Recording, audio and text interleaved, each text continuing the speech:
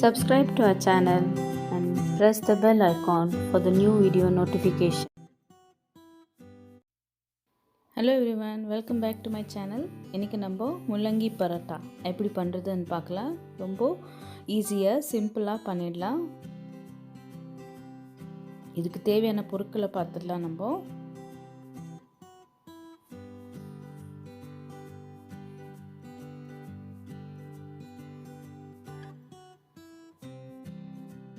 முதல்ல மாவை பிசைஞ்சிடலாம் நம்ம. இங்கே 3 கப்பு கோதுமை மாவு எடுத்திருக்கேன். அதுக்கு 2 டேபிள் ஸ்பூன் ஆயில் போட்டு தேவைப்பட்ட உப்பு போட்டு அப்புறம் ஓமம் ஒரு 2 டீஸ்பூன் சேர்த்து மிக்ஸ் பண்ணி சாஃப்ட் டவ் பண்ணி எடுத்துக்கலாம்.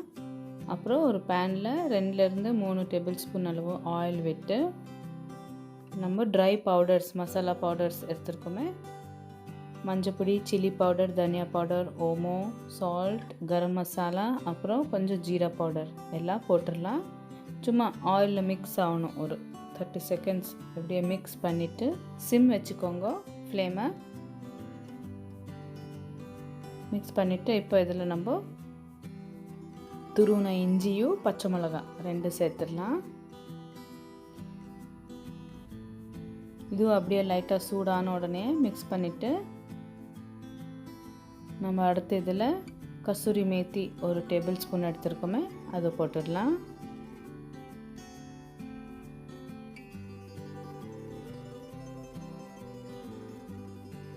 இப்போது நம்ம சின்னதாக நறுக்கி வச்சுருக்க ஒரே ஒரு வெங்காயத்தை ஆட் பண்ணிவிட்டு மிக்ஸ் பண்ணிவிட்டு நம்ம அடுத்த இதில் நம்ம துருவி எடுத்து வச்சுருக்கிற ஒரு 1/2 kg அளவு இருக்குது முள்ளங்கி, அதை சேர்த்துடலாம். இதில்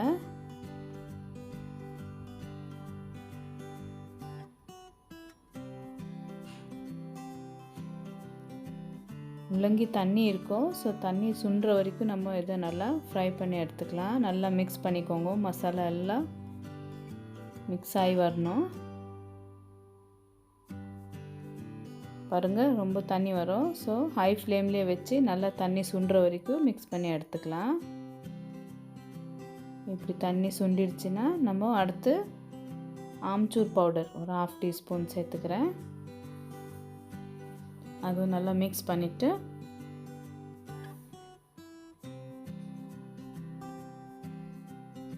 கொஞ்சோண்டு இப்போ நம்ம ஒரு 1/2 டீஸ்பூன் அளவு சுகர் சேர்த்துக்கலாம்.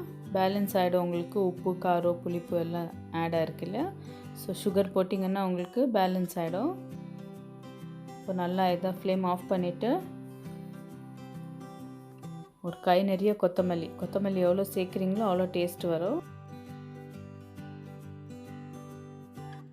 நல்லா கூல் ஆகணும். இது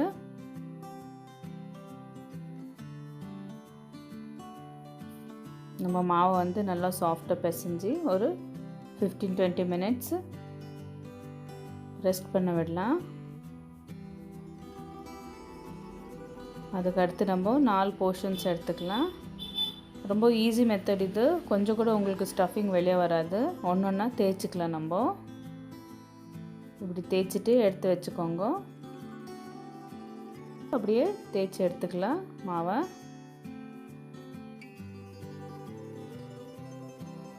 நல்லா இப்படி தேய்ச்சிட்டு நம்ம இதில் ஸ்டஃபிங்ஸை ஸ்ப்ரெட் பண்ணிக்கலாம்.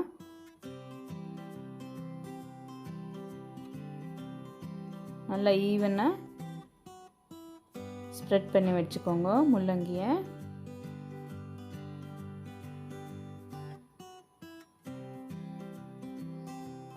இப்படி நல்லா ஸ்ப்ரெட் ஆகிடணும். உங்களுக்கு இப்படி கொஞ்சோண்டு சைடில் கேப் விடணும். நீங்கள்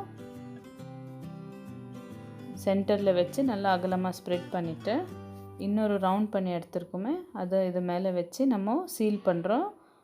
அதுக்கு முன்னாடி கொஞ்சம் ட்ரை மாவை இந்த ஸ்டஃபிங்ஸ் மேலே தூரி விடலாம்.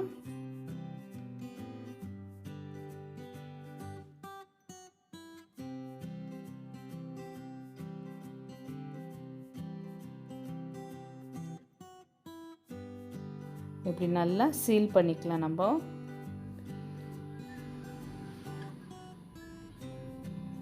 ஒரு ஃபிங்கர் வச்சு அப்படியே ப்ரெஸ் பண்ணிங்கன்னா நல்லா க்ளீனாக சீல் ஆகிடும். உங்களுக்கு ஸ்டஃபிங் வெளியே வரவே வராது.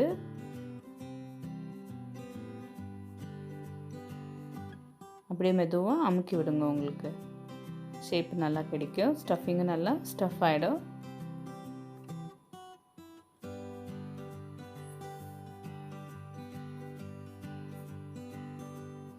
இப்போ இதை நம்ம சுட்டு எடுத்துக்கலாம். கல் சூடாயிடுச்சு. நம்ம இதில் நெய்யில் சுட்டு எடுத்துக்கலாம் நம்ம பரோட்டாவை. நல்லா ஒரு சைடு குக் ஆனதுன்னு திருப்பி போட்டு ஒரு டீஸ்பூன் ஆயில் இல்லைன்னா நெய் விட்டிங்கன்னா ரொம்ப டேஸ்டியாக இருக்கும். நான் நெய்லேயே சுடுறேன். நல்லா கீ விட்டு 2 சைடு ரோஸ்ட் பண்ணி எடுத்துக்கலாம். மார்னிங் பிரேக்ஃபாஸ்ட்க்கு ரொம்ப ஹெல்த்தியாக இருக்கும், ரொம்ப டேஸ்டியாக வரும். கண்டிப்பாக எல்லோரும் ட்ரை பண்ணுங்க. இது ரொம்ப ஈஸி கூட. இது ஸ்டஃபிங் எல்லாம் வெளியே வரவே வராது இந்த மாதிரி நீங்கள் பண்ணிங்கன்னா.